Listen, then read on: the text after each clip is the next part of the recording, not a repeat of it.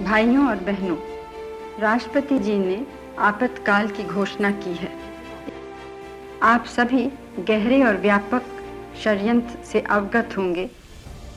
On the night of June 25, 1975, India's democracy was placed in suspension. A national emergency was declared by the President of India on the advice of the then Prime Minister of India, Indira Gandhi.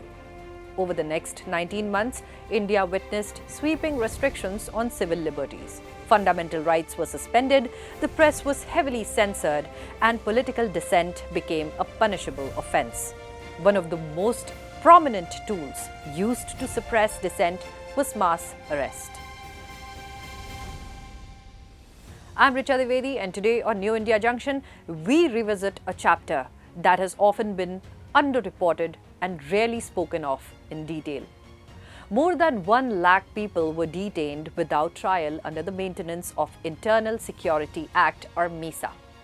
Among them were political leaders, student activists, trade unionists, and in some cases, ordinary citizens. But what happened after the arrests remains among the most disturbing aspects of the emergency. Inside police stations and prisons, detainees were subjected to systematic torture. A detailed account of these practices is found in the book Torture of Political Prisoners in India, archived at the Nehru Memorial Museum and Library. It documents cases involving beatings, electric shocks, enforced nudity, starvation, sleep deprivation, and solitary confinement. In many cases, the goal was not just punishment, but complete psychological and physical breakdown. Several prominent political leaders were among those detained. These included Atal Bihari Vajpayee, Lal Krishna Advani, Arun Jaitley, Nanaji Deshmukh, Vijay Raje Scindia, and Jayaprakash Narayan, whose call for a total revolution had galvanized opposition to the government. The crackdown, however, extended well beyond party lines. Leaders such as George Fernandes, Chaudhry Charan Singh, Devilal, Raj Narayan, Acharya Kripalani, H.D. Deve Gowda, M. Karunanidhi, Mulayam Singh Yadav, and Lalu Prasad Yadav were also jailed. Among them was M.K. Stalin, now the Chief Minister of Tamil Nadu, who was then a young political worker. He has since stated that he was assaulted while trying to shield a fellow inmate, Chokalinga Chittibabu, who later died from injuries allegedly inflicted by the police. One case that offers a window into the scale of brutality was that of Lawrence Fernandes, brother of George Fernandes. On May 1, 1976, he was taken from his residence in Bengaluru and interrogated in connection with a habeas corpus plea filed on behalf of his brother, Michael Fernandes.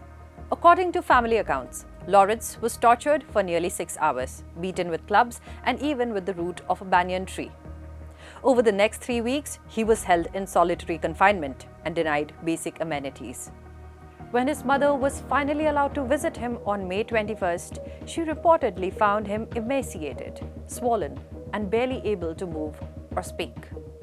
Such stories were not isolated. In Tamil Nadu's Madras Central Jail, Chokalinga Chittibabu succumbed to injuries after a reported police assault.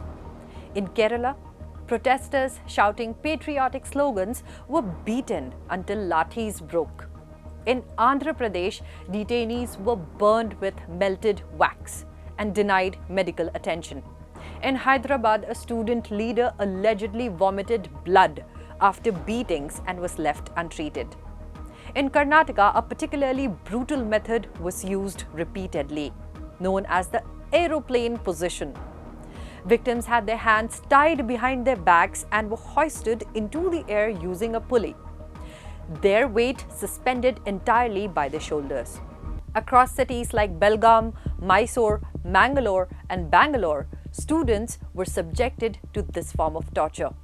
In one case, a pregnant protester named Narasamma was arrested and during labor reportedly had her legs chained to the hospital bed.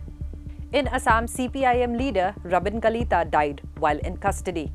His family was allegedly denied access to him during his final days. In Rajasthan, electric shocks were administered to prisoners in various jails. In Jodhpur, detainees were made to parade with placards, branding them as traitors. In Delhi, Students from Delhi University and JNU were rounded up without formal charges.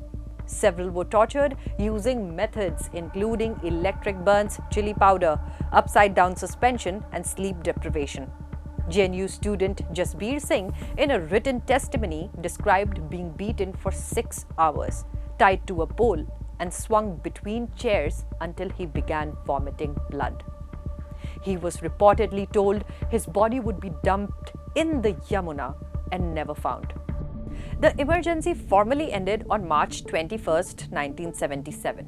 In the elections that followed, the Congress government was voted out and India's democracy, though bruised, was restored. But the wounds did not heal easily. After all, the emergency was a collective trauma. It remains a rare instance in independent India's history, where civil liberties were denied on such a vast scale. An assault on the soul of a democratic nation. And the accounts of torture and custodial abuse from that time continue to raise uncomfortable but necessary questions about the misuse of state power. Today, as we celebrate our rights and freedoms, we must remember those who suffered, resisted, and endured so that we could inherit a stronger democracy.